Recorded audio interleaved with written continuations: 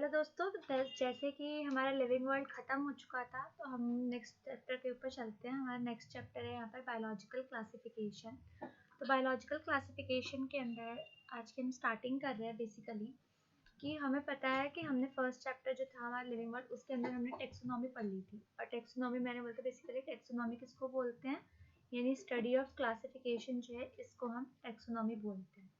अब study of classification यानी taxonomy वाले चैप्टर के अंदर ही हमने एक और चीज़ पढ़ी थी और वो था कि हमारे पास टोटल जो बायोडाइवर्सिटी है, यानी कितने लिविंग ऑर्गेनिजम्स अर्थ के ऊपर एग्जिस्ट कर रहे हैं, तो वो उसको हम क्या बोलते हैं, बायोडाइवर्सिटी बोलते हैं। तो हमारे पास टोटल एस्टिमेटेड बायोडाइवर्सिटी अभी के अकॉर्डिंग कितनी है, 1.7 to 1.8 मिलियन। क्लियर। अब इतने सारे ऑर्गेनिजम्स को हम एक साथ स्टडी तो कर नहीं सकते, तो उसके लिए हमारे पास क्या आता है, क्लासिफिकेशन आता है, यानी हम उनको क्लासिफाई कर देते हैं डिफरेंट डिफरेंट ग्रुप्स के अंदर, ताकि हम इन सभी पूरी की पूरी बायोडाइवर्सिटी को ईजिली स्टडी कर पाए। तो हमारे पास टाइम टू टाइम पर क्लासिफिकेशन सिस्टम चेंज होता गया। तो सबसे पहला जो साइंटिफिक बेसिस क्लासिफिकेशन हमें दिया था वो हमें किसने दिया था, एरिस्टोटल। और एरिस्टोटल के बारे में मैंने दो चीज़ें आपको लास्ट क्लास में बताई थी कि एरिस्टोटल को हम क्या क्या बोलते हैं, फादर ऑफ बायोलॉजी भी एरिस्टोटल को ही बोला जाता है, एंड फादर ऑफ जूलॉजी भी हम किसको बोलते हैं, एरिस्टोटल को बोलते हैं। तो एरिस्टोटल ने हमारे पास जो एक अच्छा खासा साइंटिफिक बेसिस का क्लासिफिकेशन सिस्टम दिया, यानी इन्होंने हमसे क्या किया कि नॉर्मल उन्होंने मॉर्फोलॉजिकल कैरेक्टर्स कंसिडर किए। मॉर्फोलॉजिकल कैरेक्टर्स क्या होते हैं, यानी एक्सटर्नल फीचर्स, ये प्लांट या फिर ऑर्गेनिज्म जो है वो हमारे पास दिखने में कैसा है, या फिर कोई भी ऐसा डिस्टिंग्विशेबल फीचर जिसको हम इजीली देख सकें। तो उस मॉर्फोलॉजिकल कैरेक्टर के बेसिस पर उन्होंने प्लांट्स को 3 पार्ट में, यानी ट्रीज, श्रब्स एंड हर्ब्स में डिवाइड कर दिया। एंड जो एनिमल्स थे इनके अंदर उनके ब्लड के बेसिस पर दो ग्रुप्स के अंदर डिवीजन किया। पहला रेड ब्लडेड, जिनको हम इनेमा भी बोलते हैं, यानी जिनके पास रेड ब्लड है यानी हीमोग्लोबिन कंटेंट है, एंड दूसरा जिनके पास रेड ब्लड नहीं है यानी उनको हम अनाइमा भी बोलते हैं। क्लियर। तो इन दो पार्ट्स में उन्होंने एनिमल्स को क्लासिफाई कर दिया था। उसके बाद हम आते हैं कैरलस लिनेनियस के ऊपर। तो कैरलस लिनेनियस के अंदर मैंने एक इम्पॉर्टेंट चीज़ बताई थी कि इनको हम क्या बोलते हैं, तो इनको हम फादर ऑफ टेक्सोनॉमी भी बोलते हैं, क्योंकि इन्होंने इस फील्ड में बहुत कुछ किया। हमें नॉमेनक्लेचर भी इन्होंने दिया, पूरी की पूरी टेक्सोनॉमिक हायरार्की इन्होंने दी। तो लिनेनियस को हम फादर ऑफ टेक्सोनॉमी बोलते हैं। इन्होंने क्या किया कि इन्होंने फर्दर जो क्लासिफिकेशन एरिस्टोटल ने की हुई थी कि प्लांट्स को दो पार्ट में, trees, shrubs and herbs, and animals को इनेमा एंड एनीमा, इन्होंने सीधा सीधा 2 किंगडम ऑफ क्लासिफिकेशन सिस्टम हमें दिया। पहला किंगडम इन्होंने दिया हमें प्लांटी, जिसके अंदर इन्होंने सारे प्लांट्स इंक्लूड कर दिए। एंड दूसरा किंगडम हमें इन्होंने दिया एनिमेलिया, जिसके अंदर इन्होंने सारे के सारे एनिमल इंक्लूड कर दिए। तो प्लांटी और एनिमेलिया जो थे हमारे पास, ये जो हम दो ग्रुप्स बनाए, ये दो ग्रुप्स फर्दर आगे जाके हमारे पास पूरा का पूरा एक तरह से जितने भी ऑर्गेनिजम्स डिस्कवर करते जा रहे थे वो सारे के सारे सेटिस्फाई नहीं कर रहे थे। यानी अगर हम नॉर्मल बात करें तो हमने धीरे धीरे जब हमारे पास माइक्रोस्कोप वगैरह की डिस्कवरी हुई, फिर हमारे पास कौन से ऑर्गेनिजम्स आए, बैक्टीरिया आए। अब बैक्टीरिया जो है ये हमारे पास कैसे हैं, प्रोकैरियोटिक है, यानी इनका सेल टाइप हमारे पास प्रोकैरियोटिक है। और प्लांटी एंड एनिमेलिया के अंदर अगर हम जनरली देखें तो इनके अंदर हमने किसको प्लेस किया हुआ है, यूकैरियोट्स को प्लेस किया हुआ है। तो बैक्टीरिया को हम कहाँ पर प्लेस करें, प्लांटी के अंदर या फिर एनिमेलिया के अंदर, तो यानी ये तो हमारे पास नहीं प्लेस कर पा रहे हम ढंग से। दूसरा हमारे पास जो नेक्स्ट चीज आती है फंजाई। फंजाई के पास सेल वॉल है, इस बेसिस पर हमने उसको इनिशियली किसके अंदर प्लेस किया, प्लांटी के अंदर प्लेस कर दिया, क्योंकि प्लांटी के पास भी क्या होती है, सेल वॉल होती है। लेकिन अगर हम फंजाई का मोड ऑफ न्यूट्रिशन देखें तो फंजाई हमारे पास कैसे होते हैं, हेट्रोट्रॉफिक होते हैं, तो यानी इनको हम प्लांटी के अंदर भी प्लेस नहीं कर सकते। तो अब हमारे पास, और एनिमेलिया के अंदर तो सेल वॉल होती ही नहीं है, यानी इनको हम उसके अंदर प्लेस नहीं कर सकते। अगर मैं बैक्टीरिया के लिए एक सेपरेट किंगडम बना रही हूँ तो फंजाई जो है इनका सेल टाइप जो है हमारे पास वो कैसा है, यूकैरियोटिक है, प्रोकैरियोटिक नहीं है। तो यानी इनको हम बैक्टीरिया के साथ भी प्लेस नहीं कर सकते, यानी इनको भी हमें सेपरेट से प्लेस करने के लिए एक न्यू किंगडम बनाना पड़ेगा। तो हमारा जो 2 किंगडम ऑफ क्लासिफिकेशन लिनेनियस ने दिया, ये विद टाइम पूरा का पूरा जितने भी हमारे पास न्यूली डिस्कवर्ड ऑर्गेनिज्म थे उन सभी क्राइटेरिया के ऊपर सेटिस्फाई नहीं हो रहा था, तो इसलिए टाइम के साथ क्लासिफिकेशन सिस्टम चेंज हुआ। और हम अपनी एनसीईआरटी के अंदर 2 के बाद सीधा का सीधा 5 किंगडम ऑफ क्लासिफिकेशन पढ़ लेते कि 5 किंगडम सिस्टम ऑफ क्लासिफिकेशन हमें आर एच विट्टिकर ने दिया। लेकिन एक्चुअली 2 किंगडम किंगडम के बाद 5 किंगडम तक आने में बीच में हमारे पास 2 किंगडम और आते हैं जिनको हम बोलते हैं 3 kingdom of classification and next है 4 किंगडम ऑफ क्लासिफिकेशन। क्लियर? तो पहले इनके ऊपर चलते हैं। तो हमारे पास पहले 2 किंगडम के बाद क्या है, 3 किंगडम ऑफ क्लासिफिकेशन। और 3 किंगडम ऑफ क्लासिफिकेशन किसने दिया हमें, हेकल ने दिया। और इसके अंदर उन्होंने कौन सा किंगडम प्रपोज किया, किंगडम प्रोटिस्टा प्रपोज किया था। क्लियर? इस किंगडम प्रोटिस्टा की हमें खास बात पता है बेसिकली कि इनके अंदर कैसे ऑर्गेनिज्म प्लेस्ड है जो कि यूकैरियोट्स हो और यूनिसेल्युलर हो। क्लियर इतनी चीज? तो हमारे पास 2 किंगडम के बाद 2 किंगडम किसने दिया, कैलस लिनेनियस ने। 3 किंगडम क्लासिफिकेशन सिस्टम किसने दिया, हेकल ने। और 3 किंगडम के अंदर उन्होंने कौन सा किंगडम प्रपोज किया, प्रोटेस्टा। बहुत इंपॉर्टेंट क्वेश्चन है, एनसीईआरटी के अंदर नहीं है और पूछा जाता है एग्जाम के अंदर बहुत बार। नेक्स्ट फिर इसके बाद हमारे पास 3 के बाद कौन सा था, 4 किंगडम। तो हमारे पास 4 किंगडम ऑफ क्लासिफिकेशन सिस्टम आया। ये किसने दिया, कोपलैंड ने। और इसके अंदर इन्होंने कौन सा किंगडम प्रपोज किया, मोनेरा। तो हमारे पास पहले कौन कौन से किंगडम आ चुके थे, पहले हमारे पास प्लांटी ऑलरेडी इंक्लूड किया गया है, प्लांटी और एनिमेलिया। प्लांटी और एनिमेलिया इन्होंने इंक्लूड किया। प्लांटी और एनिमेलिया ये दोनों के दोनों हमारे पास आए थे 2 किंगडम ऑफ क्लासिफिकेशन में। और ये किसने दिया हमारे पास, तो ये हमें लिनेनियस ने दिया था। उसके बाद फिर हमारे पास आया 3 kingdom of classification. 3 kingdom of classification किसने दिया है हमें, हेक्कल ने दिया है। और इसके अंदर इन्होंने कौन सा किंगडम प्रपोज किया, प्रोटेस्टा। तो हमारे पास 3 किंगडम कौन से, प्लांटी, एनिमेलिया एंड प्रोटेस्टा। फिर हमारे पास आया 4 किंगडम ऑफ क्लासिफिकेशन। 4 किंगडम किसने दिया हमें, कोपलैंड ने दिया। और इसके अंदर इन्होंने कौन सा किंगडम प्रपोज कर दिया, मोनेरा। तो अब लास्ट कौन सा किंगडम बचा हमारे पास, पंचाई। तो यानी फिर हमारे पास आर.एच. विट्टेकर आए। आर.एच. विट्टेकर ने हमें 5 किंगडम ऑफ क्लासिफिकेशन दिया। और इसके अंदर इन्होंने मोनेरा, प्रोटेस्टा ये ऑलरेडी इंक्लूड किए जा चुके हैं। प्लांटी और एनिमेलिया ये भी लिनेनियस ने हमें दे दिए थे। तो इन्होंने कौन सा नया किंगडम दिया हमें, इन्होंने हमें दिया था पंचाई। तो अब हमारे टोटल 5 किंगडम ऑफ क्लासिफिकेशन जो है, इनके अंदर पांचों किंगडम जो है हमारे पास वो हमने इंक्लूड कर लिए। क्लियर? अब हमारे पास नेक्स्ट क्वेश्चन जो इम्पोर्टेंट पूछा था वो हमें क्राइटेरिया ऑफ क्लासिफिकेशन से भी पूछा था कि इन्होंने कौन कौन से क्राइटेरिया इंक्लूड किए थे क्लासिफाई करने के लिए। तो सबसे पहला है हमारे पास सेल स्ट्रक्चर, कि सेल हमारे पास कैसा है, प्रोकैरियोटिक है या फिर यूकैरियोटिक है, क्योंकि हमारे पास जनरली ये दो ही टाइप के सेल स्ट्रक्चर देखने को मिलते हैं। दूसरा है हमारे पास बॉडी ऑर्गेनाइजेशन की, सेल्यूलर मोड है, टिश्यू मोड है, ऑर्गन सिस्टम है, कौन सा है। नेक्स्ट है मोड ऑफ न्यूट्रिशन, यानी हमारा जो ऑर्गेनिज्म है वो ऑटोट्रॉफिक है या हेटेरोट्रॉफिक है। अब ऑटोट्रॉफिक में भी हमारे पास टाइप होते हैं, फोटोसिंथेटिक ऑटोट्रॉफ है या फिर कीमोसिंथेटिक ऑटोट्रॉफ है। एंड नेक्स्ट है मोड ऑफ रिप्रोडक्शन, यानी रिप्रोडक्शन किस तरीके से की जाती है, एसेक्सुअल मोड ऑफ रिप्रोडक्शन है या फिर सेक्सुअल मोड ऑफ रिप्रोडक्शन है। एंड लास्ट है फाइलोजेनेटिक रिलेशनशिप, यानी मैंने बताया था फाइलोजेनेटिक रिलेशनशिप का मतलब क्या होता है हमारे पास, एवोल्यूशनरी रिलेशनशिप, यानी एवोल्यूशनरी पॉइंट ऑफ व्यू से कौन किसको रिलेट कर रहा है, फिर उसके अकॉर्डिंग हम अपनी हायरार्की बनाते हैं एंड देन ऑर्गेनिजम्स को एक सेपरेट और साथ में प्लेस कर देते हैं। तो ये हमारे पास total 5 mode of 5 basis of classification है, जिनके बेसिस पर हमने 5 किंगडम ऑफ क्लासिफिकेशन को क्लासिफाई किया हुआ है। नेक्स्ट हम आगे चलते हैं, देन हमारे पास आता है 3 डोमेन सिस्टम।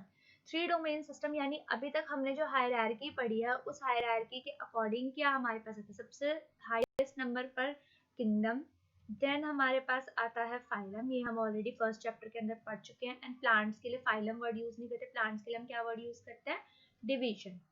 देन हमारे पास आता है क्लास, फिर हम क्लासिफाई करते हैं ऑर्डर में, देन हम क्लासिफाई करते हैं फैमिली, फिर हम आते हैं जीनस, एंड लास्ट में हम सबसे स्मॉलेस्ट जो है इसको हम बोलते हैं स्पीशीज। क्लियर? तो अब इस किंगडम के ऊपर भी एक हमारे पास हायरार्की ऐड हो चुकी है, इसको हम क्या बोलते हैं, डोमेन। तो टोटल हमारे पास जैसे किंगडम्स हमारे पास कितने हैं, 5 हैं, फिर फाइलम हमारे पास और भी जाएंगे अलग अलग किंगडम के अगर हम ऐड करते जाएं। तो डोमेन हमारे पास टोटल कितने हैं, 3 डोमेन है। और ये 3 डोमेन हमारे पास किसने दिए थे, कार्ल वूज ने दिए थे। क्लियर?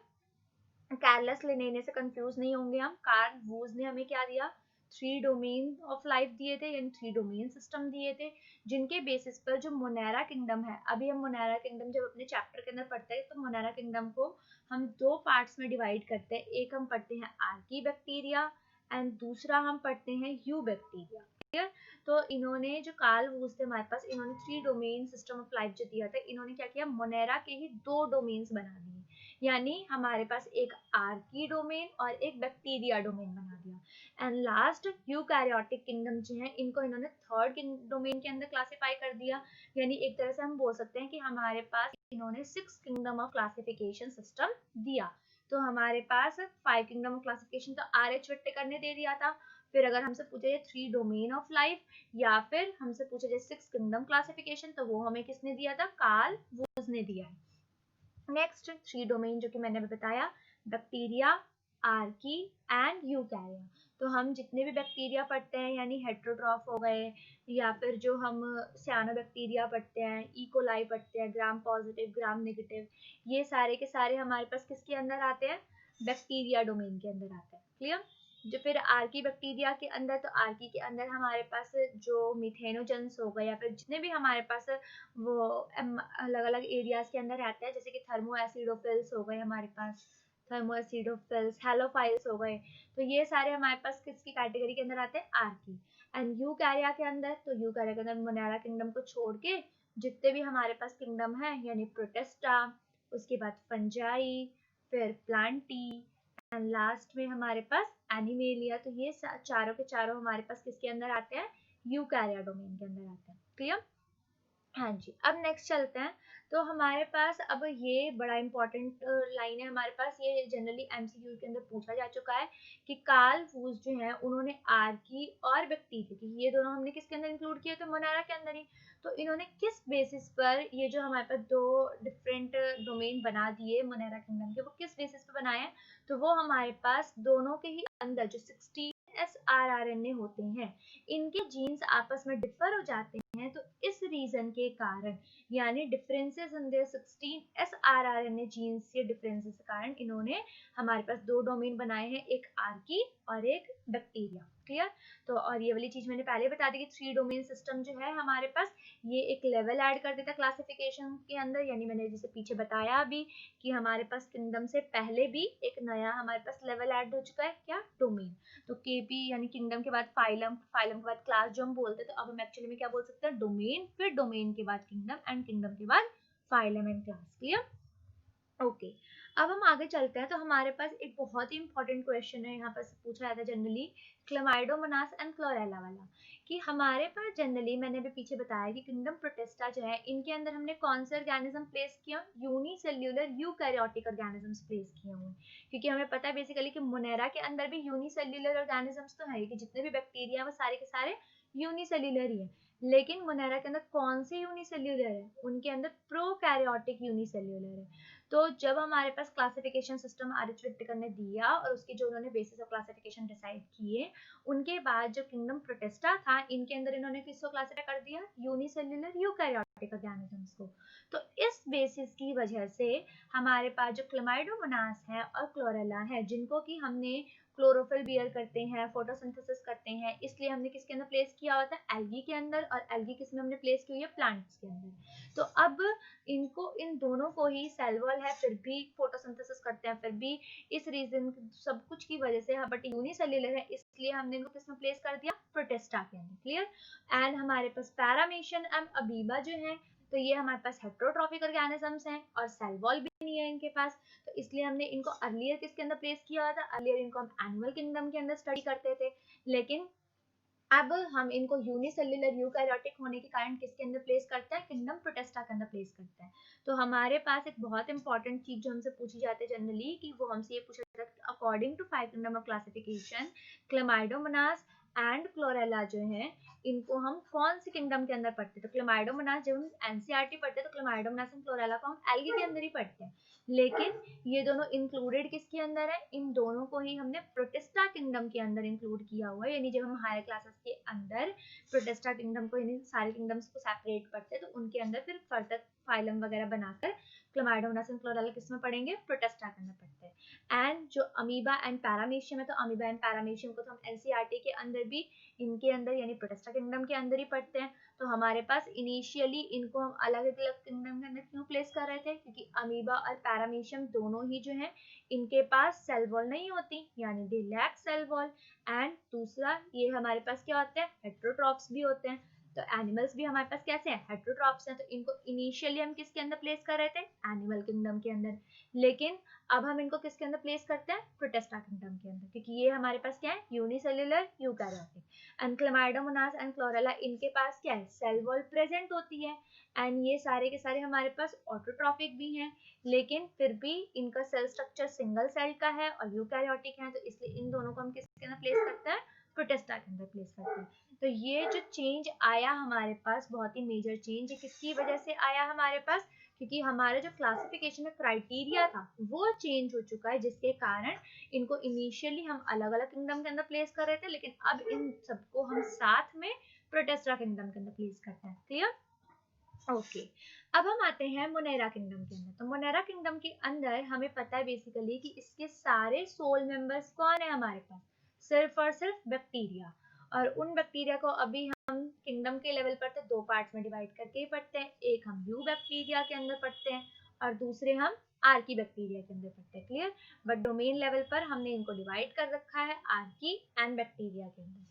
तो हमारे पास जनरली ये तो चलो भाई इनके स्ट्रक्चर की बेसिस पर हमने डिफरेंस डिसाइड कर दिए, लेकिन बैक्टीरिया को हम उनके शेप के बेसिस पर 4 कैटेगरीज के अंदर डिसाइड करते हैं। पहला है हमारे पास कोकाई। तो कोकाई हमारे पास कैसा वर्ड है, प्लूरल है, तो ये प्लूरल और सिंगुलर जो है ये भी थोड़ा दिमाग में रखेंगे, क्योंकि हमसे जनरली कभी कभी बहुत ही बकवास है, लेकिन ये क्वेश्चन में पूछ लेते हैं कि भाई कोकाई का सिंगुलर क्या है, तो कुक्कस है। ऐसे ही बेसिलाई हमारे पास क्या है, प्लूरल है, इसका सिंगुलर हमारे पास क्या है, बैसिलस, सिंपल। इसी तरह से स्पाइरला हमारे पास क्या है, प्लूरल है, इसका सिंगुलर क्या है हमारे पास, स्पाइरलम। एंड लास्ट हमारे पास विब्रियो। तो विब्रियो भी हमारे पास क्या है, प्लूरल है, इसका सिंगुलर क्या है हमारे पास, विब्रियम। तो इनके शेप की बेसिस पर हमने नाम रखे हुए। कोकाई हमारे पास क्या है, स्पेरिकल शेप, बेसिलाई हमारे पास क्या है, रॉड शेप, स्पाइरला हमें स्ट्रक्चर देखकर ही लग रहा है spiral shape, and vibrio common shape. Clear? तो हमारे पास कुछ बैक्टीरिया के नाम है जनरली, अगर हमें कुछ कॉमन याद रहे तो ज्यादा अच्छा है, और कभी कभी तो कुछ बैक्टीरिया के नेम के अंदर भी उनकी शेप आ जाती है।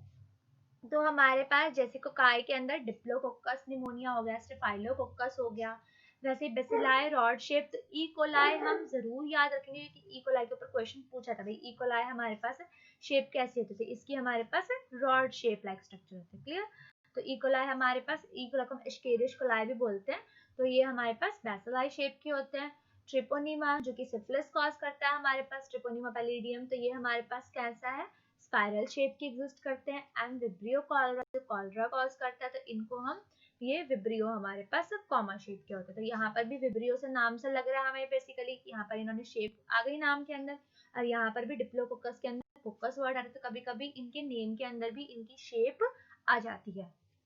ओके, हाँ, अब हम आते हैं आर्की के अंदर। आर्की बैक्टीरिया के अंदर हमारी बुक के अंदर 3 लाइंस के अंदर पूरा का पूरा आर्की बैक्टीरिया खत्म है, और वो तीनों ही लाइन इंपॉर्टेंट है, क्योंकि हमारे पास फर्स्ट लाइन के अंदर इन्होंने कुछ बैक्टीरिया के नेम दे रखे हैं कि भाई हार्श कंडीशन के अंदर रहते हैं, ये बहुत ही ज्यादा एक्सट्रीम कंडीशंस जो हैं, तो इनके बेसिस पर नाम और इनके एरिया के हमारे अकॉर्डिंग क्वेश्चन आ जाता है कि हेलोफाइल्स कौन होते हैं, जो सॉल्टी एरियाज में रहते हैं।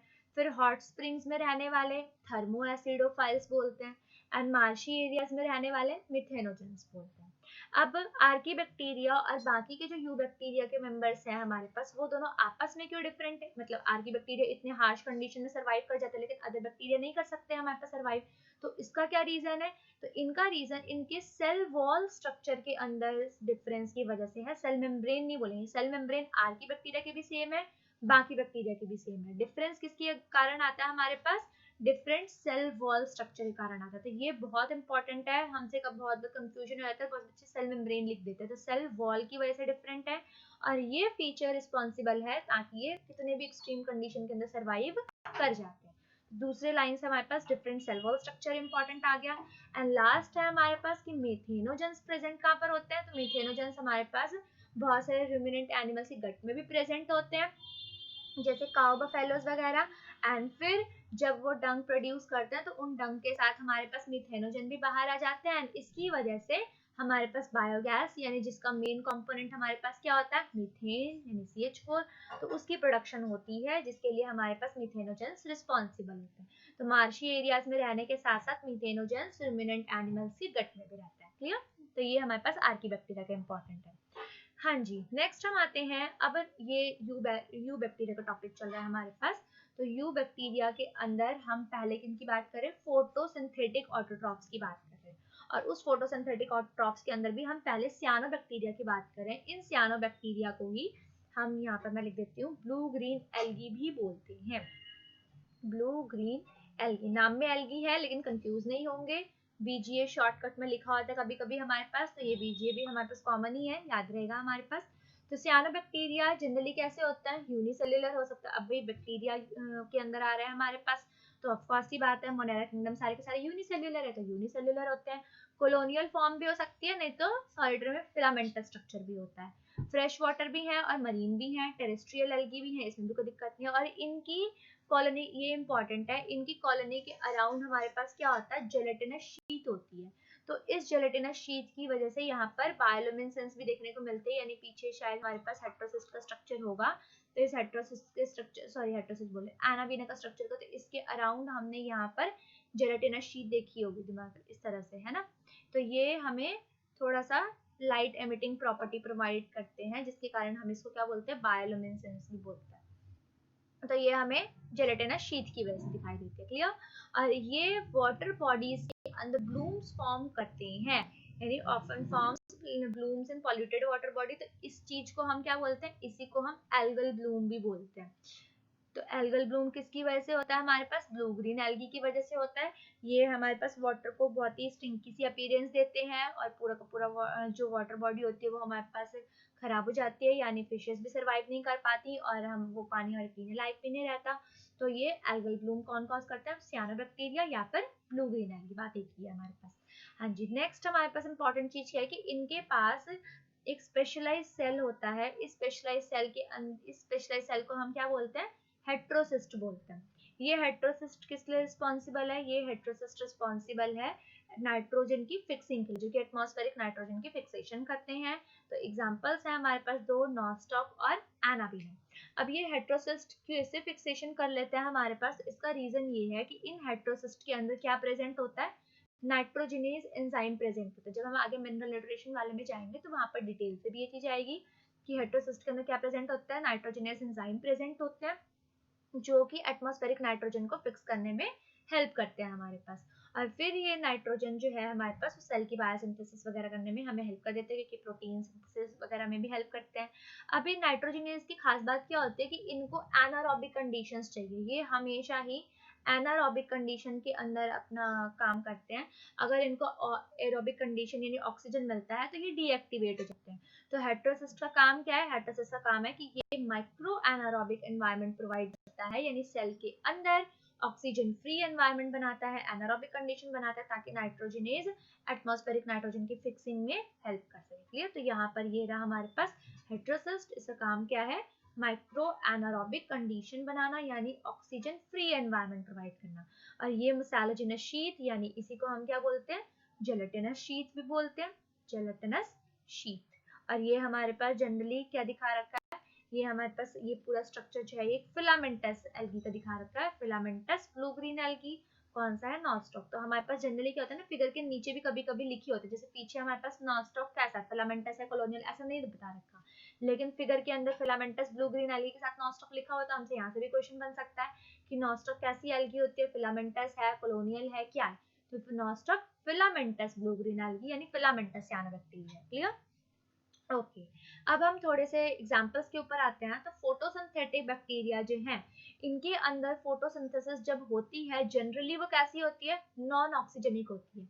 सियानोबैक्टीरिया की खास बात यह है कि सियानोबैक्टीरिया एक ऐसे बैक्टीरिया है जिनके अंदर जब फोटोसिंथेसिस होती है तो वो कैसी होती है, हमारे पास ऑक्सीजनिक होती है। यानी जब ये फोटोसिंथेसिस करते हैं तो यहाँ से क्या होती है, ऑक्सीजन की एवोल्यूशन होती है, ऑक्सीजन इवॉल्व करते हैं।